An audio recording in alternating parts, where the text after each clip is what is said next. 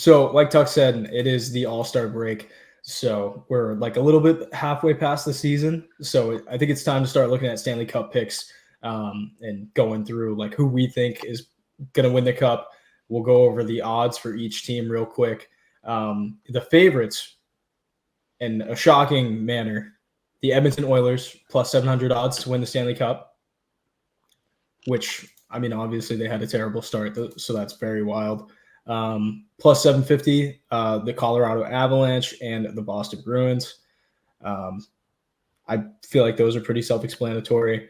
And then it jumps quite a bit. So we got Carolina, Florida, and the Rags all at plus 1,000. Dallas plus 1,300. Winnipeg plus 1,300. Vegas plus 1,300. Vancouver plus 1,400. Great odds. And lastly, I consider the Kings like a cup contender. Obviously, they're on a bit of a skid, but they're at plus 1,800 right now. So, yeah, who wants to start it off? The Kings winning the cup. I think the Rags odds are like way too low right now or high right now, depending on how you look at it. I think they suck. They've been so streaky lately, and everyone's like, Shesterkin's nasty, but he's been like giving up a ridiculous amount of goals lately. So I don't see the Rags going past the second round, if that. My pick for the East, I'm taking Florida. I think that's probably my pick as well. I really like Florida now that they have some like more playoff experience, and it's like you wrote down, like the same team but more experience. And then right now, like Bobrovsky's playing absolutely out of his mind. Are they still on that road game heater? Like 7 or 8 games. They're right behind.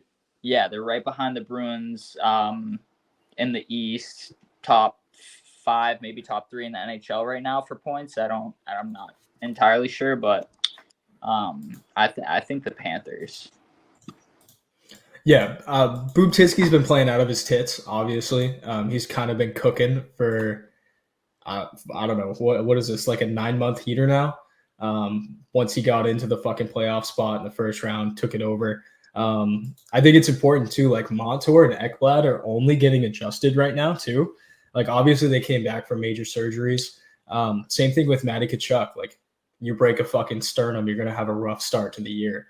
But luckily Sam Reinhart is kind of in the Huberdeau spot right now. Oh yeah, I think Alexander Barkov might be like, again, he was the most underrated player for years. But when you factor in like he boosted Jonathan Huberdeau to a 100-point season, and then Sam Reinhart is fucking out of his mind right now. And I don't think that you would see that without Barkov. And Sam Reinhart's peaking at the right time. He's going to get an absolute bag. Oh yeah. He's a free agent next year, right? Oh yeah, he's going to be going for all the money. He's getting 10 plus easy after this year. Yeah. And then also like the signing of Evan Rodriguez over from Colorado, like they sent out Anthony Duclair. They signed Evan Rodriguez in for like $3 million, which is what he was making. And he's coming in playing with Matthew Tkachuk. And I mean, he's career highs. He's going to score a shit ton of points. And then Matthew Tkachuk is obviously back to form from playoffs. So he's back to being the guy that, was arguably the best player in the playoffs. Yeah. So I think they're going to be a very strong team in the playoffs and a very hard out. Yeah, I just think they filled in all the holes like that they lost in the offseason. Like Gudis leaving, they got another tough bastard. Nicola. Yeah, dude, that guy fucking hammers people. Lumberg, he fucks people too. Yeah. And even like getting OEL on a cheap deal, bringing him in, like you get all that experience from him being a captain and then being in Vancouver for all those years. And then now he's playing like a third D role and he's fucking cooking. Yeah, they're like sneaky.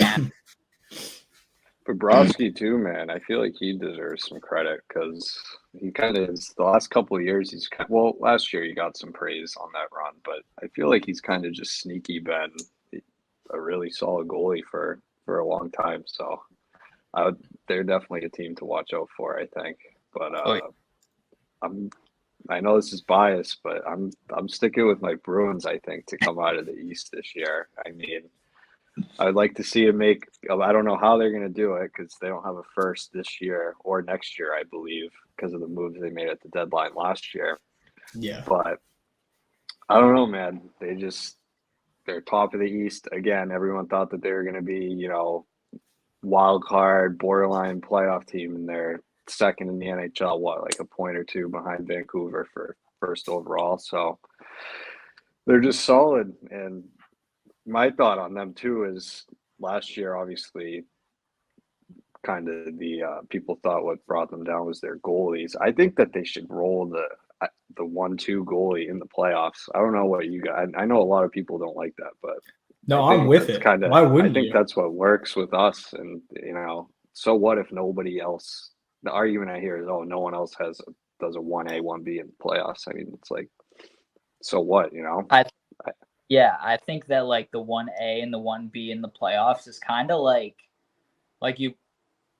these goalies don't know what games they're going to get or how many they're going to get. So it's kind of like you have to win when you're out there. It's kind of like a do or die situation every time the goalies are on the ice, and like they want to be that starter, but they also work as that like unit together. So I totally agree with you. I like that.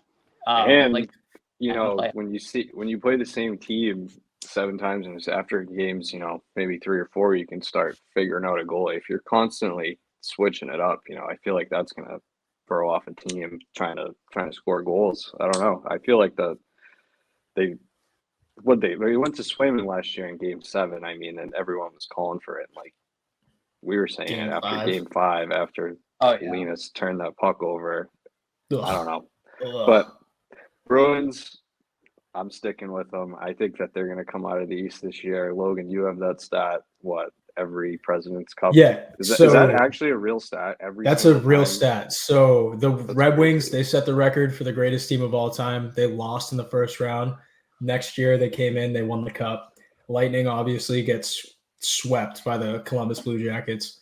They lose. Next year, they won the cup. So, I mean, there's a pattern here. So hopefully the Bruins can come in and take it. I think the other thing is too is like there's a surprising amount of depth on this team. Like Matt Poitras being able to just get scratched. Yep. Who on like most teams he'd be a really good third line center, but like Morgan Geeky's a great third line player. Freddie can play center. Like Jesper Boquist has come in. He's played a bunch of roles. Charlie Coyle, Pavel Zacha, like they play wing, they play center.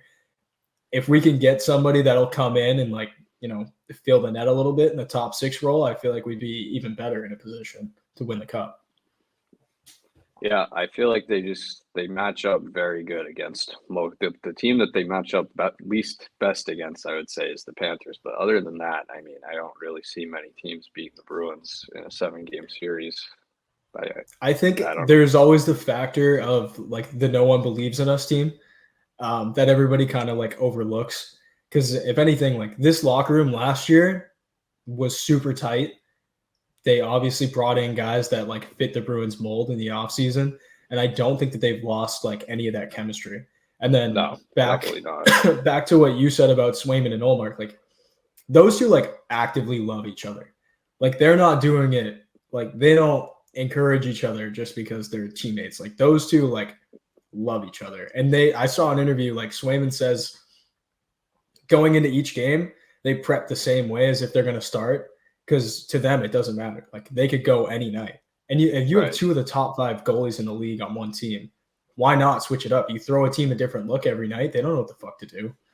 Yeah, exactly. And it's not like during the regular season they favor one over the other. They pretty much go opposite every single night. So I don't see why you would switch that up for playoffs. And last year it didn't work. So we'll see what they do this year. But I have a feeling that they might actually do that. So Bruins, my pick for the East. Mike, like you said, Rangers suck. Leafs suck. There's not many other teams in the East, I feel like, that are, real true contenders for the cup. Yeah. Yeah. I think especially with the Rags too, it's like their best goalie is not even their starter. Like Jonathan Quick's been winning them games. Quick's been playing way better than Durkin has. They might win a And he's like, series or what, two, 38? the Rangers, but there's no way that they win the friggin' Stanley I think Cup the this entirety year. of the Metro is just frauds. Yeah, Nobody scares agree. me in that division. That is the I worst agree. division. Go. The Eastern Conference Finals is going to be whoever gets out of the Atlantic in that second round. Yeah. Which that's they gonna be a need to fucking fix. dogfight. It's so annoying. I can't believe We need to go back to so 1 if to the 8. Bruins, So bad. if the Bruins and Panthers both win the first round, they play each other in the second. If they're the 1 and 2 seed, they play each other in the second round. Yeah. That is horrible. It's like the only reason why the Canes have made it to the Eastern Conference Finals so many times. Yeah. It's like the Metro's a joke. I can't believe that they ever switched the 1 through every other. Well, the NBA is the only other team with so many teams, but they do a 1 through 8. Like, makes way more sense. That you are at such a disadvantage as the 1 seed when you have to play and the second best team in the second round. Their justification too is to like inspire divisional rivalries. Like, I already hate the Habs. I hate I hate the Leafs. I hate all the teams that we play regularly. So I don't need the playoff matchup. Not the Bruins, literally. Like, it doesn't fucking a divisional rival. That's the dumbest shit ever. Just because you like play them more than anybody else. Fuck off. So then you get fun shit like Bruins Caps in 2012. Like, what a random matchup. And that's playoff series was sick. So yeah, it doesn't make any sense to me. They're the best. Yeah. All right. So West. What was your pick? Oh, no, I was the Panthers. I think that they're the best team. Okay. I don't think that it's close. Panthers too. And especially at like plus 1,000 right now, like those are great odds. Yeah, those are good odds. I will have it be known that I took preseason. I took the only team from the East I took to win the Cup was Carolina. So I wouldn't mind seeing them go on a run, but with their goalies and they don't have it. I don't think. I hate that team. Scoring. I think they don't. Yeah, me too. Their fans are the worst too. Like, you guys couldn't sell out a building in 2016. Now all of a sudden you make one playoffs and then you're the best team. You're the best fans in the league. It's bullshit. They've been to 3 Eastern Conference Finals in the last couple of years, and they're 0-12. They've gotten swept. Yeah, they haven't won a game. It's insane. Rod the Bot is washed. Are we moving to the West? Yeah, let's go to the West. All right. So my heart is telling me Dallas plus 1,300, but I think currently they're having a goaltending problem. I think so?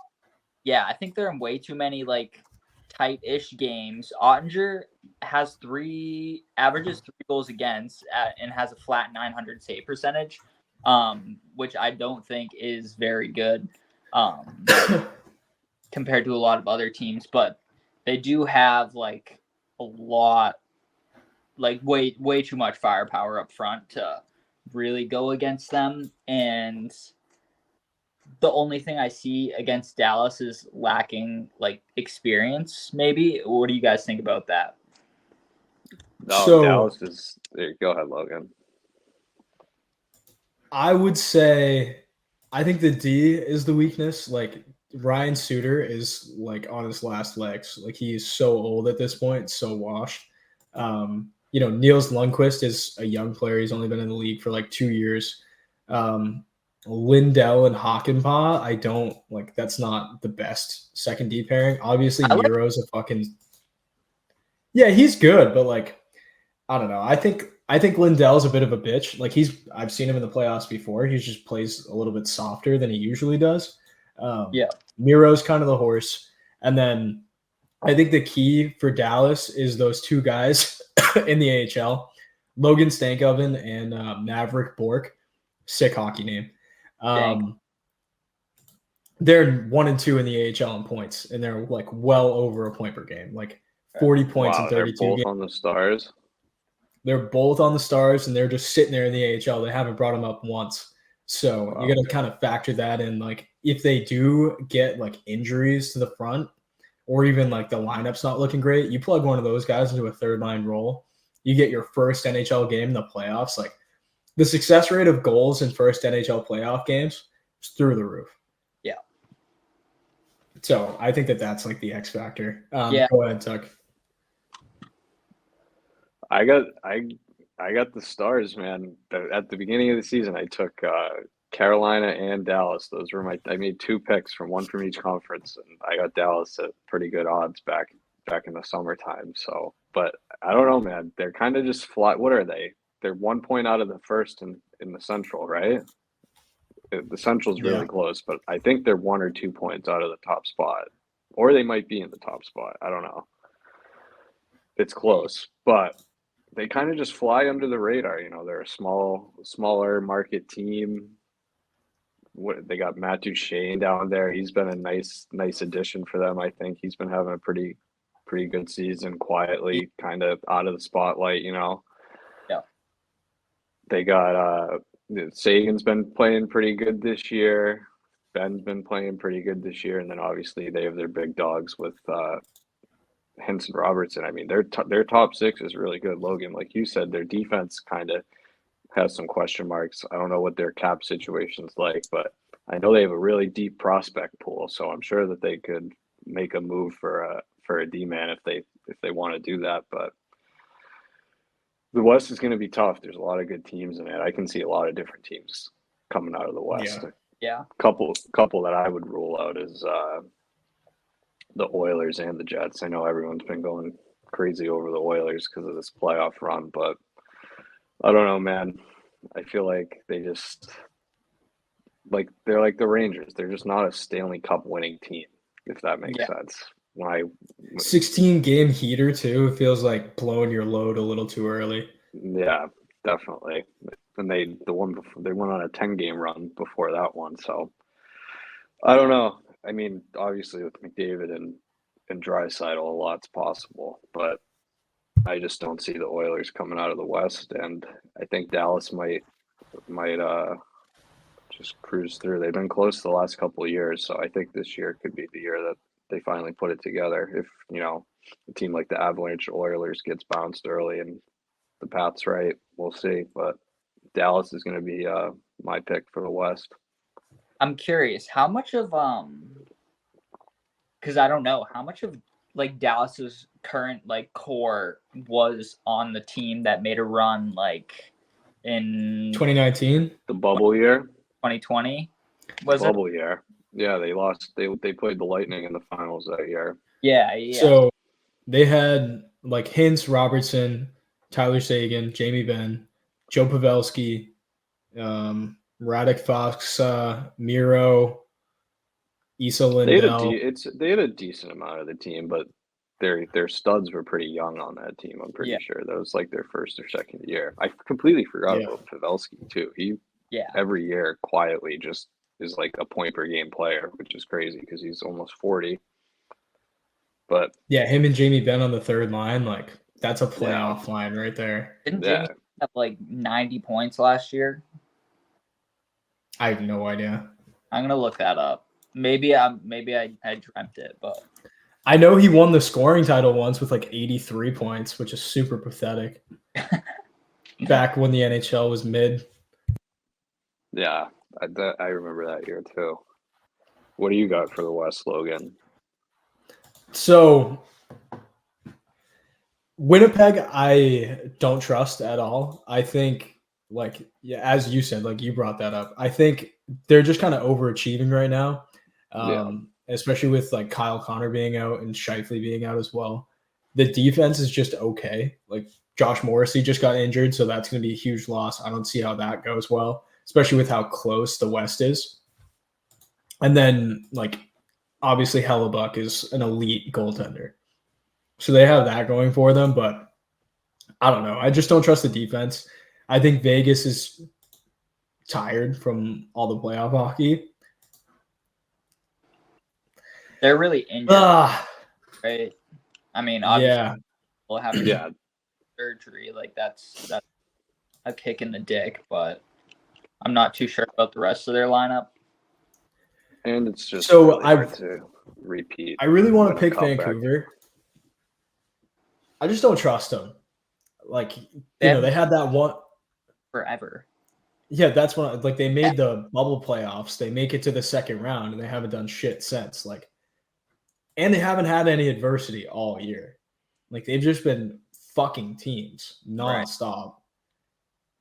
Like Vegas hasn't really contended with them. And like if you look at they have 71 points. Vegas is the next team with 64, and then it's the Oilers with 59. Like they just haven't faced enough good teams. And I don't think, obviously the Bruins last year are case in point. Like if you have no adversity in the regular season, it's not going to go well for you.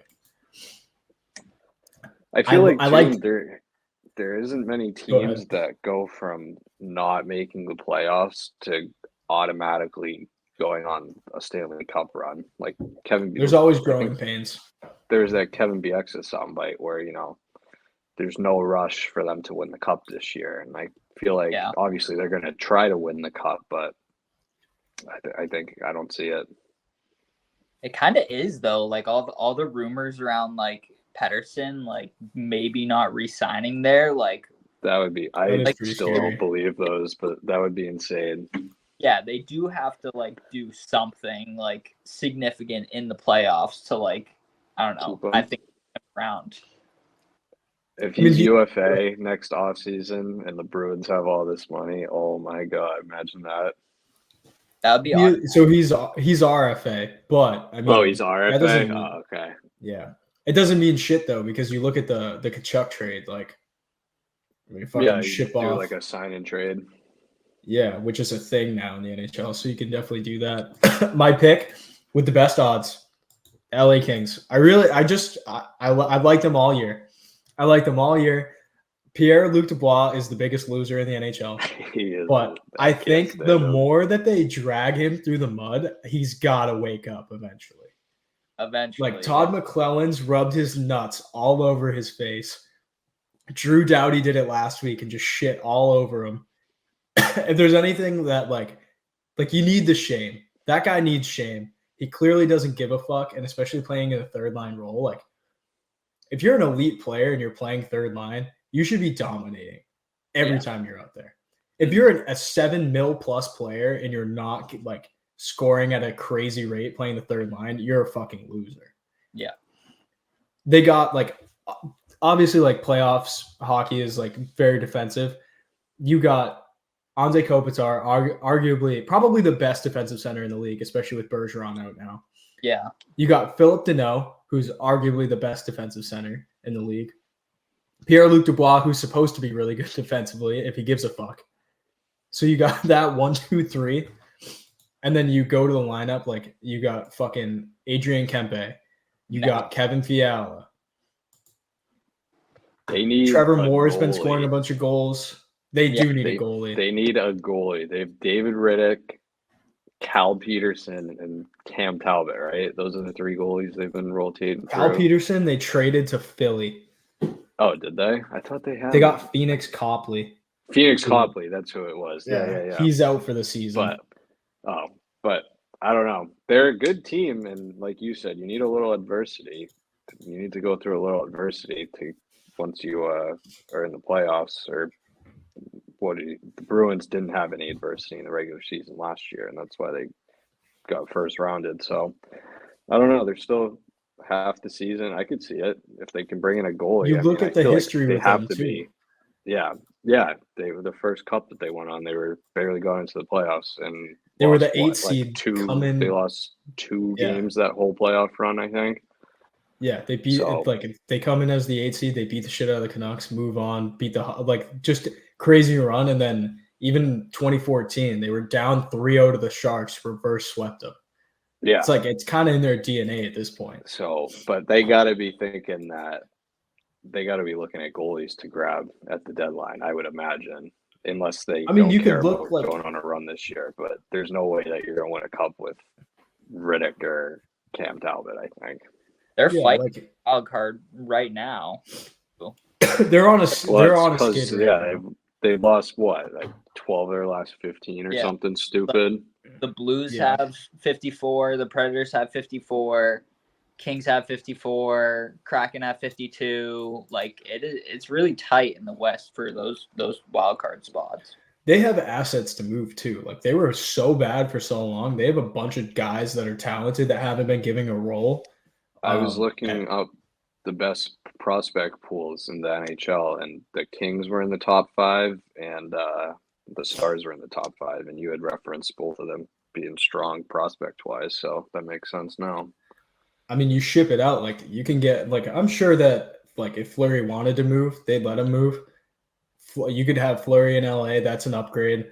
I mean, Elvis. I don't like Elvis. I think he's a bum. But I mean, change of scenery. You bring him in. I mean, look at Corpusalo. He goes over to LA. He was a stud at the beginning of the year, That's or yeah. for the playoff run. If I'm the Kings, I'm looking to get. I think Elvis would be perfect there. I don't know. I feel like he has the potential to be a good goalie. His team sucked for the last whatever it is, 5 years. Yeah, I would say it's not. Yeah, it's not really his fault. So I think that he would be really good on the Kings, but we'll see if they make a move. I feel like they kind of have to.